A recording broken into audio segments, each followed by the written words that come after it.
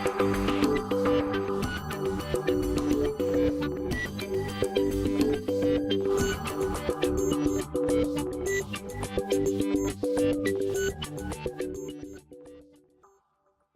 una nueva edición de los Seminarios Internacionales de Fronteras de la Ciencia de Materiales. Hoy nos vamos a acercar a una vieja pero siempre muy intensa problemática como es la de la energía nuclear y el diseño de vasijas para reactores y los materiales que todo esto implica. Para abordar este tema hoy tenemos con nosotros a Álvaro Rodríguez Prieto, que ha realizado su tesis doctoral en el Departamento de Ingeniería, Construcción y Fabricación de la Escuela Técnica Superior de Industriales de la Universidad Nacional de Educación a la Distancia y que ahora en estos momentos desarrolla su trabajo en la División Industrial de SGS España.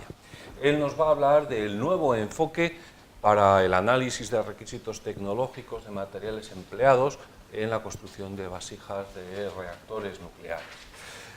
Álvaro Rodríguez en 2007 fue seleccionado para el segundo programa de Jóvenes Talentos de SGS Tecnos. De 2007 a 2009 ha estado colaborando en las inspecciones para Siemens, Alstom, INTA, NASA. De 2009 a 2011 en inspecciones de fabricación de equipos para industria nuclear y desde 2012 en adelante ha trabajado en las centrales nucleares de Trillo y de Almaraz. Este mismo año ha leído y defendido su tesis doctoral en Ingeniería Avanzada de Fabricación y ha conseguido el grado de doctor por la UNED en la Escuela Técnica Superior de Ingenieros Industriales. Sus líneas de trabajo e investigación se centran en el análisis de requisitos de materiales para la construcción de vasijas de reactor nuclear, desarrollo de herramientas de decisión para industrias altamente tecnológicas y en la investigación de ingeniería de proyectos relacionados con la industria energética.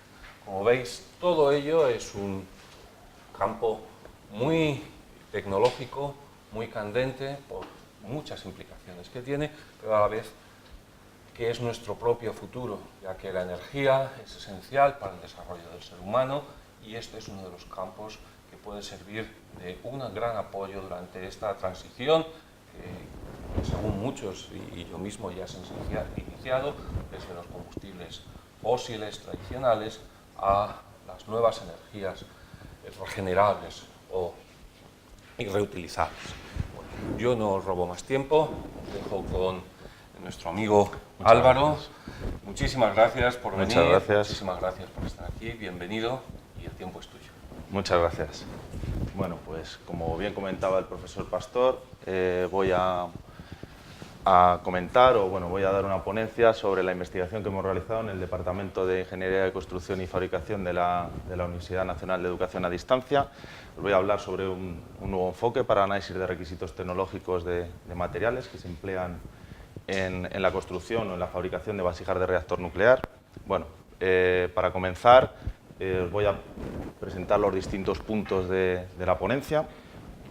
Vamos a comenzar con el planteamiento y objetivos de la investigación, para continuar con un análisis o una presentación del análisis cualitativo de los diversos requisitos tecnológicos que se emplean y que están descritos en la normativa de fabricación de vasijas de reactor nuclear. A continuación vamos a hacer un análisis de la repercusión económica asociada a la selección de normativa. El siguiente punto va a ser la presentación de una nueva metodología que hemos desarrollado en la escuela para el cálculo de niveles de severidad de requisitos relacionados con el proceso de fabricación de la vasija. El siguiente punto será presentar esta metodología en una aplicación informática. El siguiente, os voy a mostrar cuál es el cálculo, cómo se calcula el nivel de severidad global de requisitos asociado a la normativa de fabricación. A continuación se presenta una valoración técnica y económica de la selección de la normativa de fabricación y por último se presentan las conclusiones y los desarrollos futuros que estamos considerando en la actualidad. Por tanto, comienzo con el planteamiento y objetivos. En el contexto internacional, a nivel mundial, se dispone de 435 reactores nucleares de los cuales 272 corresponden con el tipo PWR y 277 con el tipo BWR. Bueno, los reactores de tipo PWR son los reactores de agua presurizada, que son los más típicos o los más habituales en el parque nuclear mundial, y los BWR serían los que siguen a este tipo de reactores. En la actualidad, asimismo, tenemos 70 reactores en construcción, de los cuales la mayor parte son del tipo PWR. A nivel nacional, tenemos en operación 7 reactores nucleares, de los cuales 6 son del tipo de agua presurizada, PWR, y uno del tipo de agua en ebullición. La normativa que se ha utilizado para el diseño y construcción de las centrales nucleares en España es el código ASME, el ASME Boiler and Pressure Vessels, emitido por la Sociedad Americana de Ingenieros Mecánicos, y las normas de seguridad alemanas CATEA. Según la Agencia Internacional de la Energía Atómica, un componente relacionado con la seguridad es cualquiera que actúe como barrera de presión del reactor y que proporcione seguridad en la parada del reactor y que tenga la capacidad de impedir o mitigar las consecuencias de accidentes como el que tuvo lugar en marzo de 2011 en la central nuclear de Fukushima. Los componentes principales del circuito primario de un reactor PWR son los siguientes.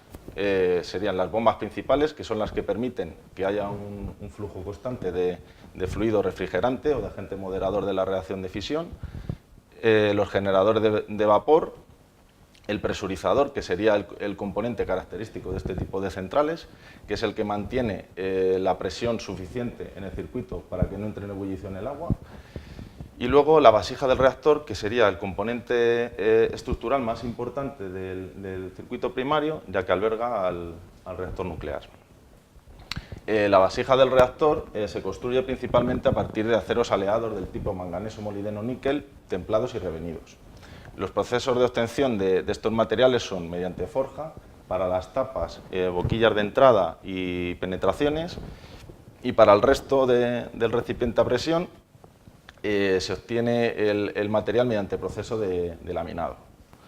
Las dimensiones típicas de la vasija del reactor son unos 10 o 12 metros de altura y un diámetro de unos 4 o 5 metros.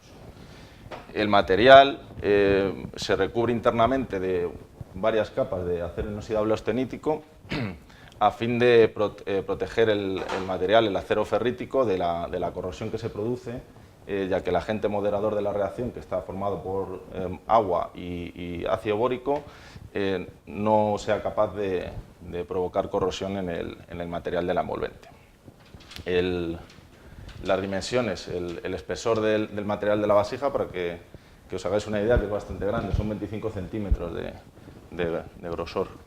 Los mecanismos de degradación de los aceros de la vasija son bastante importantes. En este caso, la fragilización por irradiación neutrónica es el más característico o el que tiene más repercusión en la degradación de los materiales de la vasija. Este se caracteriza porque los neutrones que se producen en la reacción de fisión nuclear impactan contra los átomos, contra la red cristalina, produciendo un desplazamiento en cascada que genera una concentración de esfuerzos, que genera una segregación de elementos fragilizadores en borde de grano y que forma unos precipitados ultrafinos de cobre-níquel que generan endurecimiento y, por tanto, un desplazamiento de la temperatura de transición dúctil-frágil. Recordemos que la temperatura de transición dúctil-frágil se caracteriza o se puede definir como ese rango de temperatura en el cual el material pasa de un estado más dúctil a un estado en el cual el comportamiento del material es más frágil. De hecho, se suele definir como la temperatura a la cual la ductilidad es nula, ¿no? Bueno, también hay distintos criterios, cuando en el ensayo Charpy se obtiene una energía de 41 julios, y bueno, pero básicamente hay un desplazamiento y hay un endurecimiento del material. Los elementos que más afectan a este proceso de fragilización por irradiación neutrónica son el cobre, el fósforo y el níquel. Bueno, históricamente se han sucedido una serie de fallos en vasijas de reactor. Por ejemplo, aquí en España, en 1994, el Consejo de Seguridad Nuclear ya había detectado 171 grietas en la vasija de la central nuclear de Zorita. Ahora mismo se encuentra en desmantelamiento esta central. Se cerró en 2005 por dichos motivos. También en 2002, en la central nuclear de David Besse, en Estados Unidos, se producía la rotura de la tapa de la vasija por un mecanismo de corrosión por el ácido bórico del agente moderador. Más recientemente, en 2012, la agencia nuclear belga detectaba 156 fisuras en la central de Doel 3. Esto a lo mejor lo recordáis porque dijeron, salió en todos los medios y bueno, estuvieron hablando que podía compartir el mismo proceso de fabricación con las centrales de Garoña y de Cofrentes. Luego los propietarios de estas centrales pues bueno, dijeron que si no era exactamente el mismo proceso y que los materiales eran distintos, pero bueno. Como característica común, el código de fabricación que se ve utilizado en todas estas construcciones fue el código norteamericano, el ASME.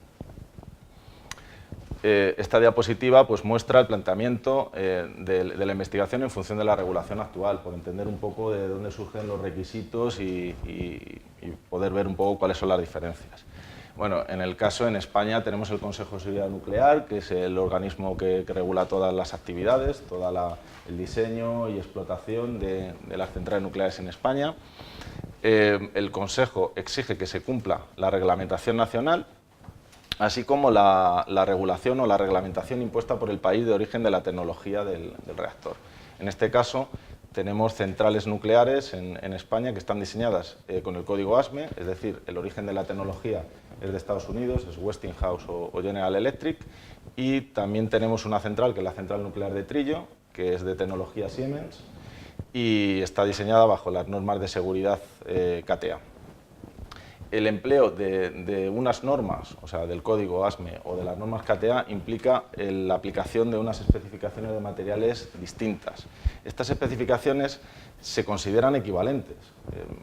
Las agencias reguladoras y así como herramientas como la llave del acero y otras consideran que una especificación es equivalente a la otra.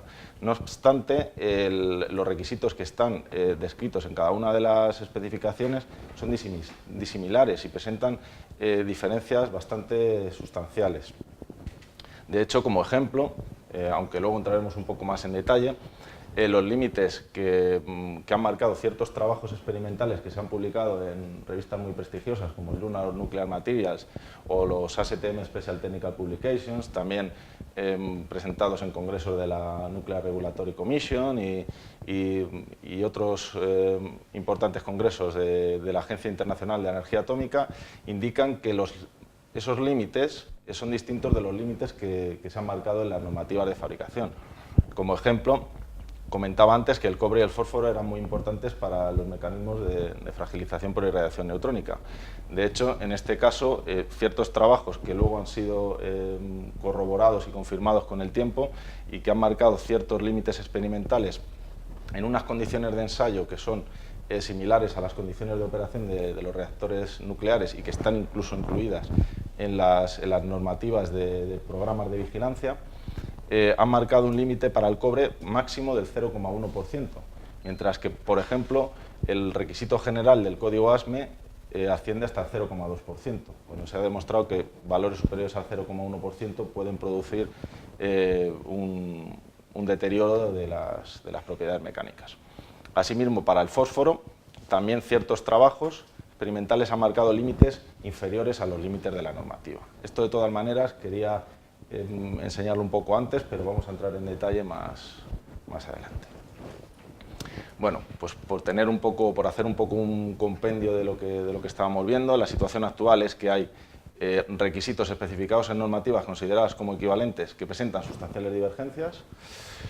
También los requisitos muchas veces no tienen en cuenta publicaciones científicas clave, y esto bueno, es debido a que el sector nuclear es un sector que tiene una gran inercia frente al cambio, y bueno, y no existen también publicaciones que aúnen un análisis de la normativa con trabajos experimentales, ¿no? La necesidad de la investigación, pues bueno, puede ser realizar un exhaustivo análisis de requisitos según la normativa en base a trabajos experimentales y un estudio de la repercusión técnica y económica que se genera por la selección de normativa, que bueno, como luego veremos, también tiene una repercusión el seleccionar una normativa u otra. La utilidad de la investigación es disponer de una herramienta de análisis cuantitativo para la decisión entre normativas de fabricación, y también el incorporar resultados de la investigación científica en las tareas ordinarias de ingeniería y gestión de proyectos, que muchas veces es una tarea que está bastante desligada y que podría tomar mayor importancia en el futuro.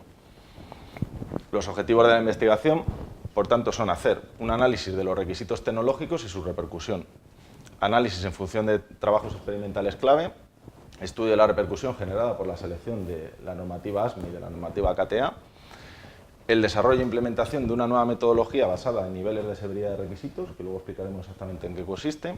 Esto se va a programar en un lenguaje gráfico, en LabVIEW, y también se ha tenido en cuenta la opinión de un reconocido panel de expertos a nivel internacional en selección de materiales y en mecanismos de degradación de materiales irradiados que se utilizan en vasijas de reactor y en componentes de circuito primario de centrales nucleares.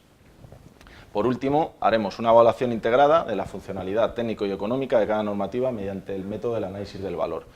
Esto nos va a dar información, vamos a poder tener una valoración conjunta, técnico y económica, que nos va a permitir proponer incluso una alternativa que nos da un considerable ahorro económico sin merma de exigencia técnica. Bueno, estos objetivos son alcanzados a través de 4 pasos. Un análisis cualitativo de los requisitos, un análisis de la repercusión de la selección, un análisis cuantitativo con la aplicación del nuevo algoritmo y, finalmente, mediante la aplicación del análisis del valor, obtenemos la herramienta de decisión contemplando los aspectos técnicos y económicos. Bueno, paso a comenzar con el análisis cualitativo de los requisitos tecnológicos según la normativa.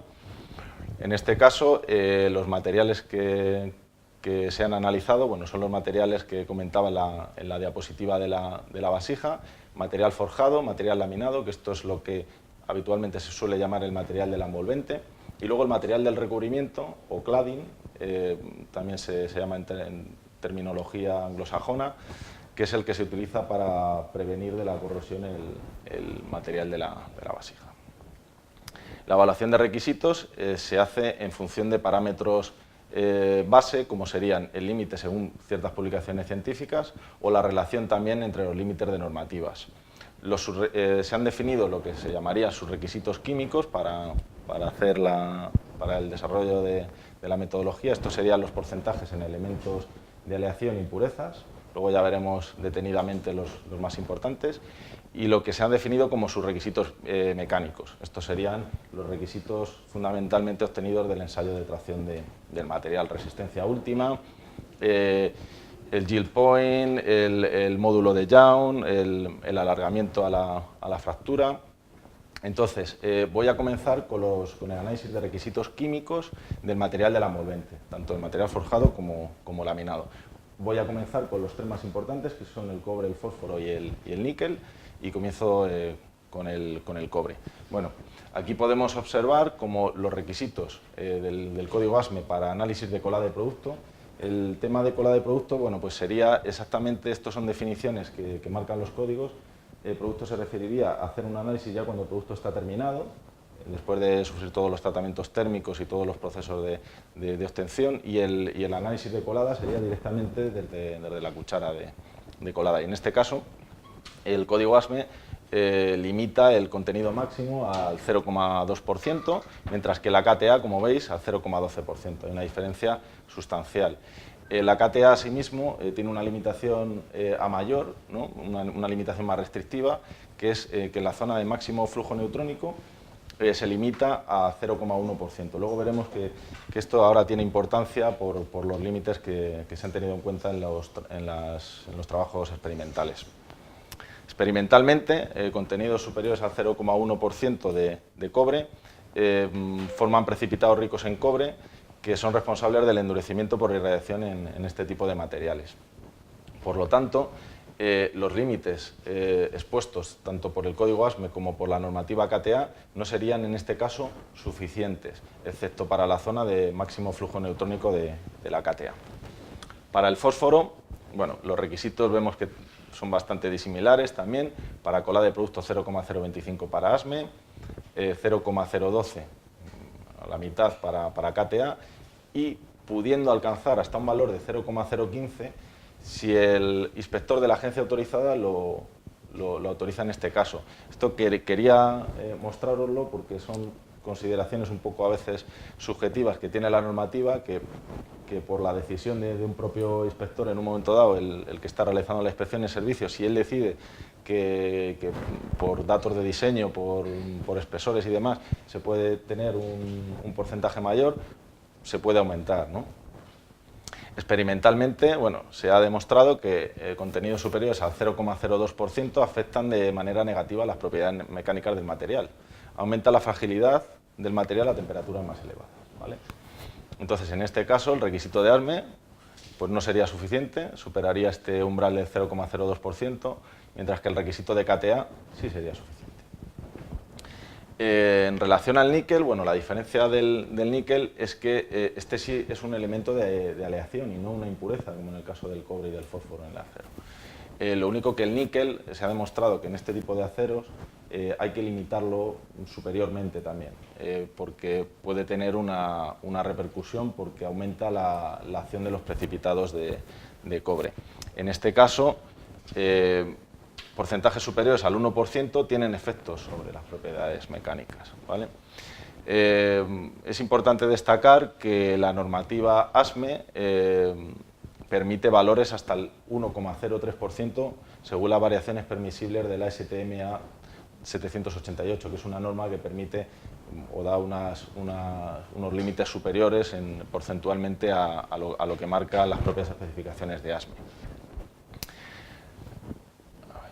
En relación al resto de requisitos de elementos químicos, de elementos de aleación e impurezas, bueno, pues quería comentar que el manganeso y el molibdeno, que son elementos de aleación, como en el caso del níquel, en este tipo de aceros, intensifica la resistencia a la tracción, en este caso el manganeso, manteniendo la ductilidad, y el molibdeno aumenta el límite elástico y disminuye la temperatura de transición dúctil-frágil, lo que es un fenómeno positivo porque, bueno, en este caso tenemos que entender que la temperatura de funcionamiento de un reactor nuclear son como 300 grados aproximadamente de un PWR, entre 290 y 350.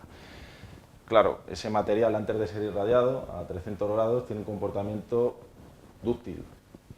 Lo que pasa que con el bombardeo y al cabo sobre todo de muchos años de operación el material se va endureciendo y tiene un comportamiento más frágil que lo que le correspondería, ¿no? a ese material. El vanadio aumenta la susceptibilidad a la fragilización por irradiación neutrónica. Como es un elemento normalmente que es traza y que los códigos lo suelen limitar al mínimo prácticamente. O sea, lo que pasa que aquí en este caso lo más conveniente es que no aparezca el vanadio, que las trazas sean muy pequeñas. El tantalio y el cobalto se ha demostrado cómo favorecen la radioactividad inducida. El azufre y el nitrógeno reducen la tenacidad, mientras que el nitrógeno junto con el silicio aumenta la temperatura de transición dúctil frágil. Esta es una fórmula bastante clásica que bueno, ha sido también confirmada a lo largo de los años y utilizada como un manual, ¿no? dentro del diseño y el cálculo de vasijas a presión. En este caso, pues, afectan distintos contenidos como el silicio, el nitrógeno, el contenido también en el porcentaje de perlita, el tamaño de grano medio. Y en este caso, pues, finalmente el cromo y el niobio también se ha demostrado cómo pueden provocar fragilidad en este tipo de aceros.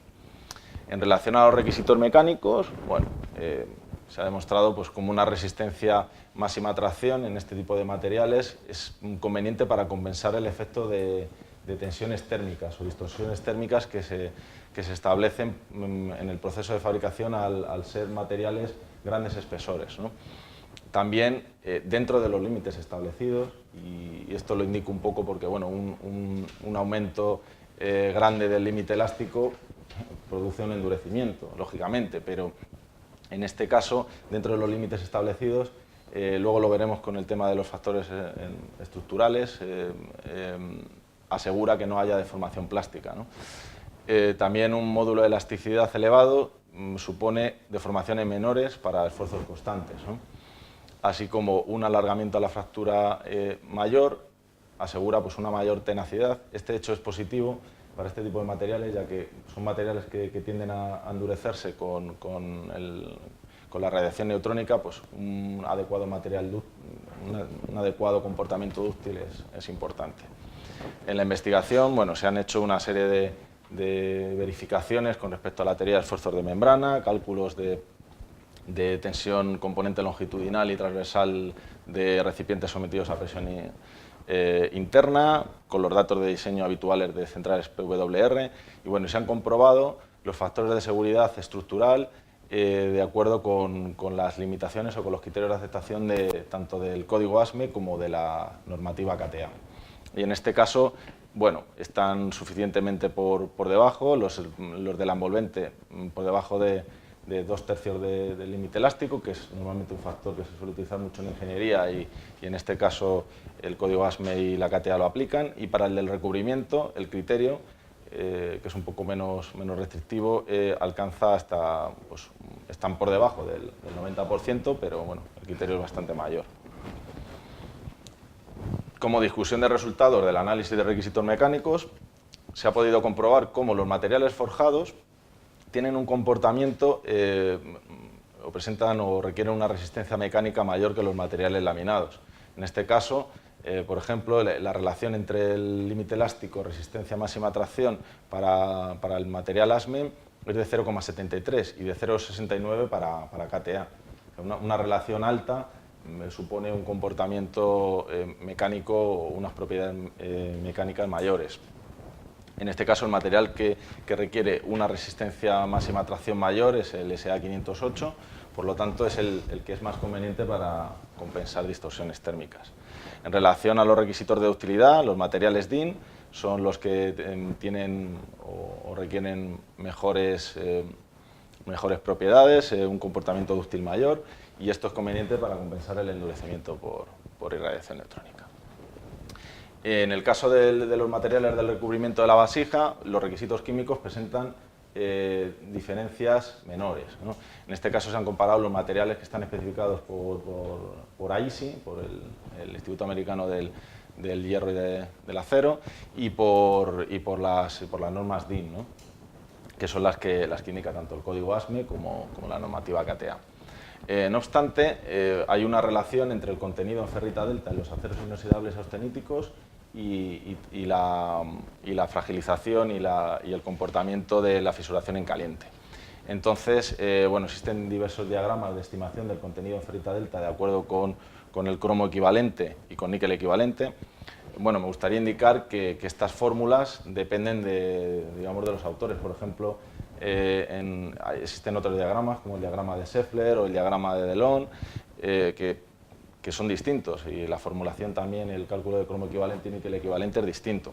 En este caso, con los requisitos que tenemos, se puede llegar a hacer la estimación, y bueno, nuestro criterio de aceptación es que se encuentren entre el 5 y el 15%. Esto es lo que apuntan las publicaciones científicas más importantes bueno, tanto históricamente como las más recientes. En este caso se han valorado las opciones normalmente es la segunda capa de recubrimiento de la vasija, que sería el material que está en contacto con el agente moderador. Se ha valorado el material, el AISI 308L y el AISI 347. ¿Vale? Este es un estabilizado al niobio, el 347. Y bueno, en relación al contenido en ferrita delta, la opción A, el 308L, es más recomendable porque tiene un cierto contenido en ferrita delta y no presenta una estructura puramente austenítica, de austenitia 100%, que es más proclive a la fisuración en caliente. Como comentario, la CATEA propone el material DIN X6 cromo níquel niobio 1810, que es equivalente al 347, y por tanto es más proclive a la fisuración en caliente, porque tiene un contenido en ferrita delta del 0%. También se ha hecho un análisis de los requisitos de fatiga del material del recubrimiento. En este caso, con la representación, el ASME presenta unos requisitos más severos, desde un número de ciclos de 10 hasta un número de ciclos igual a 5 por 10 elevado a 5 ciclos. Como comentaba al principio de la ponencia, se ha realizado también un análisis de la repercusión. En este caso os voy a presentar simplemente el análisis económico que se ha realizado para que luego podáis ver cómo se integra la parte económica en la parte técnica. Se han distinguido dos tipos de gastos o de costes, que serían los directos y los indirectos. En este caso, costes directos sería la compra del código a la normativa de fabricación. Como comentario que yo creo que es bastante interesante, por ejemplo, las normas KTA son de libre acceso, se consiguen directamente a través de la página del Ministerio de Industria alemán, mientras que el código ASME pues, bueno, es un código bastante caro. En este caso, las excepciones necesarias para la fabricación de la vasija pues, ascienden a 3.391 euros. Luego, el coste del material también hay una diferencia bastante grande. El coste del material de la KTA, el material DIN, es muchísimo más caro. En relación a pruebas que son necesarias para el proceso de fabricación de la vasija, las pruebas de lote del material de aporte también son bastante más caras en el caso de KTA. La compra de normas requeridas por el código, porque el código te lleva a utilizar una serie de normas para la construcción de la vasija, también es bastante más caro. Y luego, finalmente, en el proceso ya de fabricación, lo que sería la certificación de operadores que controlan el proceso de soldadura, la certificación de los soldadores y demás, también el proceso es bastante más caro en el caso de la KTA. De hecho, el coste del material, según KTA, es un 60% superior, ¿no?, al del ASME. Os voy a presentar la nueva metodología que hemos desarrollado para el cálculo de niveles de severidad de requisitos. En este caso, la metodología se divide en cuatro fases, ¿no?, o 4 etapas. La etapa A y la etapa B consiste en la ponderación numérica de los distintos requisitos que hemos hablado antes por un panel de 33 expertos a nivel internacional, que ahora comentaré a qué instituciones pertenecen. Luego, la siguiente parte sería el proceso de cálculo, en base a unas ecuaciones que se han diseñado para tal fin, que se van a presentar ahora, para finalmente realizar un tratamiento de datos y obtener un valor final. En este caso, la ponderación relativa se ha realizado pues, para reducir la subjetividad de una valoración exclusivamente individual, ¿no? En este caso, se han tenido en cuenta las opiniones de profesionales, investigadores que pertenecen a organismos tan reconocidos como el Consejo de Seguridad Nuclear, el Centro Nacional de Investigaciones Metalúrgicas, la Universidad de California, en la que ha participado el profesor Odete y el profesor Lucas, que ciertos trabajos que he presentado antes, no sé si lo recordáis, con respecto al límite experimental del cobre, son los que se han tenido en cuenta en este trabajo. También el profesor Peter Angelo de Lowridge, del Laboratorio Nacional Lowridge de Estados Unidos, que es muy famoso y fue pionero en su día en la caracterización de materiales irradiados. O de la Universidad de Génova también el profesor Lomónaco, también, que es un gran experto. En relación a la etapa de cálculo, la etapa C, las anteriores serían la etapa IB de la ponderación numérica, voy a definir lo que sería el nivel de severidad. El nivel de severidad es un número, parámetro cuantificable, que nos permite valorar la exigencia de los requisitos. Este número o este parámetro se puede medir, varía entre un valor mínimo igual a 1 y un valor máximo igual a 5. En este caso, para el cálculo, se han separado una serie de casos, ¿no? En el caso de que tenga límite experimental, se haya considerado o no se haya considerado. Y en el caso de los límites, de los requisitos a analizar en los que se ha considerado un límite experimental, como es el caso del cobre, el níquel y el fósforo, por su importancia y porque hay ciertos trabajos experimentales que apuntan a que los límites establecidos en las normas no son exactamente, aparte que hay diferencias grandes, no son suficientes.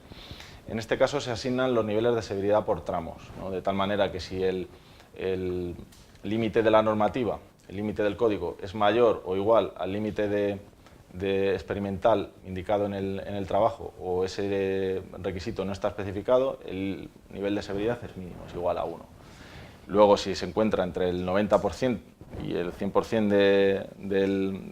del límite de experimental, sería 2, entre el 80 y el 90, 3, entre el 70 y el 84, y cuando se encuentre por debajo del 70% del límite experimental del trabajo, el nivel de severidad es máximo, ¿no? Entonces, en este caso se ha tenido en cuenta pues eso, pues un factor de un margen de seguridad referido a la asignación del grado máximo del 70%. En el caso de los límites, cuando no se considera límite experimental para el resto de requisitos mecánicos, de fatiga y contenidos en manganeso y molibdeno, NS igual a 5 al subrequisito de mayor valor, y el otro se calcula a través de ponderar el NS máximo en relación al cociente entre los límites de las normativas, ¿no? Para el resto de requisitos de elementos químicos, NS igual a 5 al subrequisito de menor valor, y bueno, se calcula de una manera análoga. Un poco para repasar o para hacer un compendio del anterior y que lo entendamos un poco mejor, partimos de un requisito tecnológico. El primer paso sería ver si, de acuerdo con el análisis realizado, es relevante dada la aplicación del material. Si no es relevante, se descartaría el análisis. Si sí es relevante, el siguiente paso sería comprobar si se encuentra especificado por el código. En ese caso, el siguiente, si no estuviese especificado, directamente el nivel de severidad asignado sería 1. En el caso de que esté especificado, sería ver si se considera límite experimental, habría que hacer este tratamiento, ¿no?, que hemos visto anteriormente, y en el caso de que no se considere límite experimental, pues el otro tratamiento en base al parámetro base, el ratio entre límites de normativa. Os voy a mostrar el programa que hemos desarrollado para el cálculo automático de los niveles de severidad de requisitos. Esto se ha programado en LabVIEW. Y aquí podemos ver, bueno, esta columna serían los pesos relativos que ha asignado el panel de 33 expertos. Estos serían los límites del código ASME, los límites de la normativa KTA. Aquí tenemos una serie de modos porque sobre todo en las distintas ediciones de la normativa hay variaciones. Por ejemplo, en las últimas ediciones del ASME, pues de repente a lo mejor el niobio sí que está especificado cuando antes no se especificaba. Entonces podemos hacer aquí el cambio pues, prácticamente en tiempo real. Y también se pueden variar los valores, ¿no? Incluso también si se hace un compendio, un data mining de opiniones de expertos, pues se puede ir haciendo aquí la variación, ir actualizando los datos de pesos relativos. Utilizando la función de actualizar gráfico, pues obtenemos una serie de gráficos porcentuales asociados a los niveles de severidad de los requisitos, ¿no? En este caso, bueno, utilizando los distintos modos, pues podemos ir cambiando también de gráfico e ir viendo por distintas representaciones.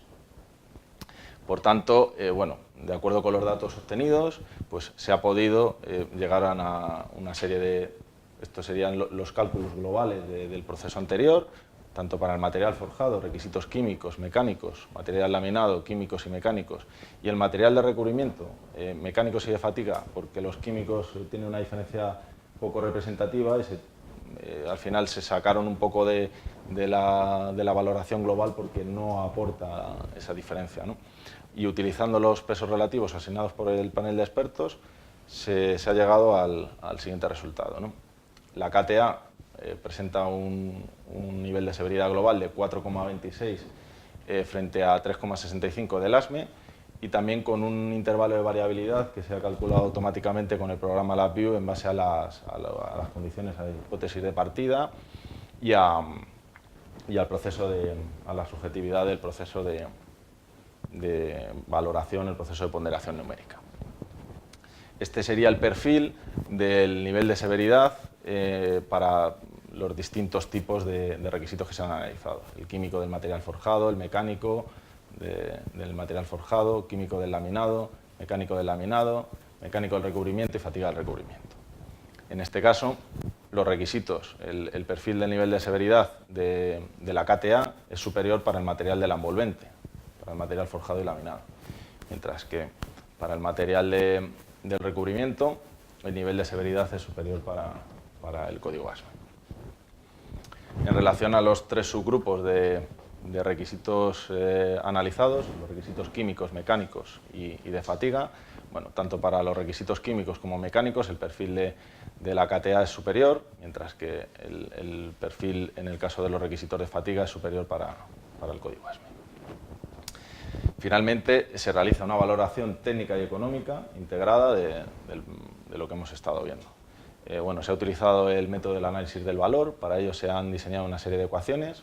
El valor se ha definido como la función que representa la función que realiza, la funcionalidad que realiza, mejor dicho, el código en relación al nivel de severidad relativo entre el coste relativo, ¿no?, del proceso, ¿no?, el coste asociado a la selección de una normativa u otra. Entonces, la funcionalidad, bueno, como habíamos visto, la de ASME sería 365, la de KTA 426, el coste ascendía en el caso de ASME a 1,5 millones de euros, la fabricación de la vasija, y en la KTA 2,4 millones. Por lo tanto, el valor de 0,73 para ASME y para KTA 0,53. En este caso, bueno, el método del análisis del valor propone pues, que se hagan ciertas propuestas que puedan mejorar el valor del propio producto, ¿no? Y en este caso se ha encontrado una solución compatible técnicamente, que es la aplicación del código de las normas KTA, junto con la aplicación de las normas americanas para la homologación de soldadura y los ensayos no instructivos. Estos pudimos ver antes, no sé si lo recordáis, que eran más baratos en el caso de ASME que la KTA. Entonces, esto supone finalmente, esto es compatible, digamos, esta combinación, y supone un ahorro del 5,8%. Entonces bajamos de 2,4 millones de euros en el caso de la fabricación de la vasija, según KTA, a 2,2 millones, manteniendo los requisitos de la KTA. El valor que proporciona o el valor que presenta esta alternativa se situaría entre medias de los dos calculados anteriormente. Una práctica habitual en el caso de la decisión en ingeniería, bueno, es utilizar distintos criterios para valorar finalmente y tomar una decisión. En el caso del criterio puramente funcional, la KTA sería la opción más eficiente, ya que presenta requisitos más estrictos que ASME. Si utilizamos un criterio puramente económico, desde la óptica del coste asociado a la selección de normativa, ASME es la mejor opción. Sin embargo, si utilizamos un criterio mixto, como el criterio de Planger, este criterio, bueno, os comento que propone realizar la acción que en el mejor de los casos proporcione la mayor utilidad. Por lo tanto, en este caso, si nos podemos quedar con la utilidad de la normativa KTA y con una reducción del coste, pues esta sería la opción más recomendable. Finalmente, os presento las conclusiones de esta investigación. Se ha realizado un análisis de requisitos tecnológicos de materiales especificados en ASME y en KTA, que aúna la revisión de importantes publicaciones científicas y técnicas. Se ha desarrollado un algoritmo implementado en un lenguaje gráfico LabVIEW como herramienta informática para la extracción automática de niveles de severidad de requisitos. En este caso, el nivel de severidad global de fabricación de la vasija es 3,65 para ASME y 4,26 para KTA. Y para reducir el grado de subjetividad en la asignación de pesos relativos se ha recurrido a la opinión de un reconocido panel de expertos con gran experiencia profesional e investigadora, proporcionando así una visión heterogénea y complementaria del problema. Finalmente, mediante el empleo de la técnica del análisis del valor, se ha podido proponer una alternativa viable que mantiene la exigencia de los requisitos de la normativa KTA y que representa un ahorro del 5,8% sobre el total del coste asociado a la fabricación de la vasija. Como desarrollos futuros que tenemos en mente y ya estamos empezando a desarrollar, están el enriquecimiento del algoritmo con la recopilación de datos de informes técnicos, trabajos de investigación y valoraciones de expertos, la evaluación mediante la aplicación de la metodología propuesta del impacto de distintas regulaciones internacionales en la adquisición de cualquier componente relacionado con la seguridad de centrales nucleares, también la aplicación del algoritmo para los nuevos reactores modulares pequeños, que bueno, van a ser unos reactores que tienen potencia inferior a 300 megavatios y que no van a estar sujetos a la misma regulación que el resto de reactores de potencia. Todavía no está claro cuáles van a ser los requisitos, pero bueno, parece que es una fabricación más comercial y que se van a montar en el sitio. Y por último, pues bueno, el desarrollo de nuevos análisis de requisitos de fabricación e inspección de componentes estructurales destinados también a la industria aeroespacial. Y bueno, con esto, pues nada, darles las gracias por su atención y bueno, quedo a vuestra disposición para cualquier pregunta, duda, aclaración.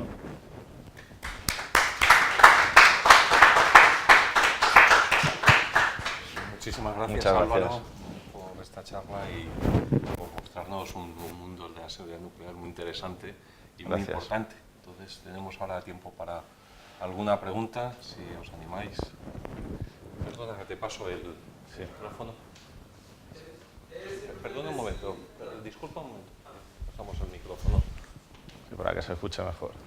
Las únicas normativas que existen son la ASME y la KTA. No sé si Japón o Chile, porque ellos también Sí. tienen Reactores nucleares. Sí, pues yo... No también la incorporaron.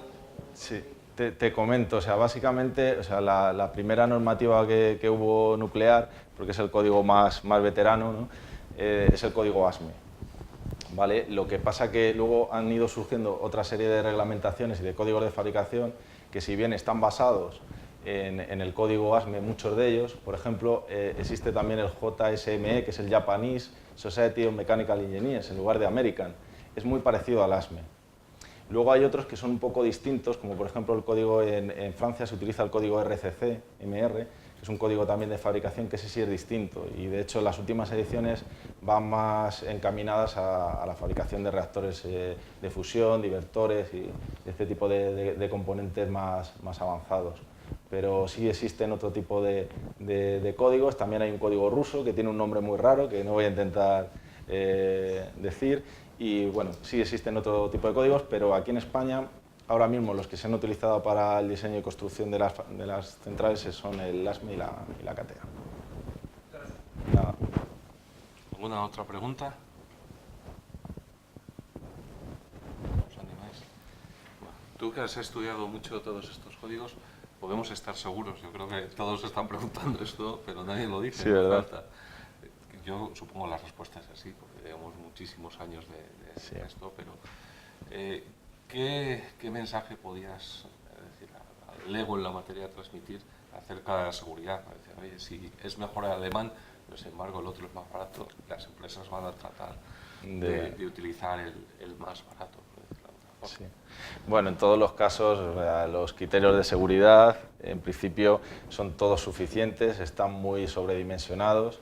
No obstante, eso sí que siempre se puede llegar a tomar una decisión, sobre todo después de las cosas que han ido aconteciendo.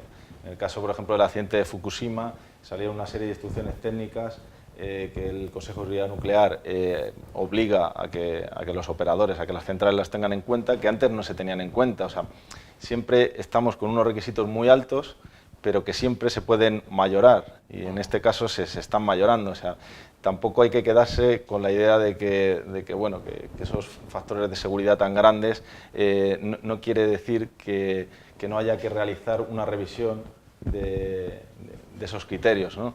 Y en este caso el sector nuclear es cierto que tiene una gran inercia al cambio, y el cambio solamente se da cuando el Consejo, cuando hay un accidente como el de Chernobyl o un accidente como el de Fukushima. En este caso las centrales belgas, las centrales de Doel 3 y Tiange 2, que fueron las que se detectaron las grietas, pues bueno, estaban diseñadas con códigos seguros, con requisitos que se entendía que eran seguros, pero ha habido fallos en los procesos de fabricación, que a lo mejor la repercusión que tienen no es catastrófica, pero sin embargo sí es interesante tenerlo en cuenta y poderlo integrar en las tareas de decisión de las ingenierías que están involucradas en la construcción de las centrales. Muchas gracias por la respuesta, y además yo creo que has dado dos puntos clave. Uno, que estos son medidas de seguridad dinámicas, es decir, que están cambiando, que evolucionan con el tiempo, que van mejorando, lo cual es una buena noticia, de que somos capaces de aprender de situaciones nuevas, en principio no planteadas. Y segundo, que aunque tengamos grietas, aunque tengamos fallos, la cosa está tan bien sobredimensionada, también calculada, que incluso cuando aparece eso, el sistema sigue siendo seguro. Sí, por supuesto. Y no hay accidentes. Pues muchísimas gracias, Álvaro, por estar Muchas aquí. gracias. Y bueno, pues quedan abiertas las puertas para cuando quieras volver. Muchísimas gracias, profesor.